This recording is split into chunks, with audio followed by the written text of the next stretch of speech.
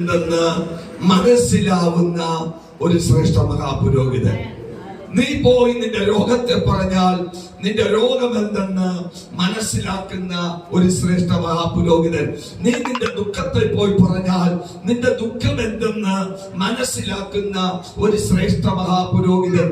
നമ്മുടെ ജീവിതത്തിനകത്ത് പ്രതീക്ഷകൾക്ക് അപൂർവമായ പ്രതികൂലങ്ങൾ നമ്മുടെ ജീവിതത്തിനകത്ത് വെളിപ്പെട്ട് വരുമ്പോൾ ഒരുപക്ഷെ ആശ്രയിപ്പാൻ മറ്റാരുമില്ലാതിരിക്കുമ്പോൾ ഇന്ന് പകൽ ഞാൻ ഉറപ്പിച്ചു പറയാം, നിനക്ക് ആശ്രയിപ്പാൻ യോഗ്യരായ ഒരേ ഒരു ശ്രേഷ്ഠ മഹാപുരോഹിതൻ, അത് നമ്മുടെ കർത്താവായ യേശു ക്രിസ്തുവാണ്.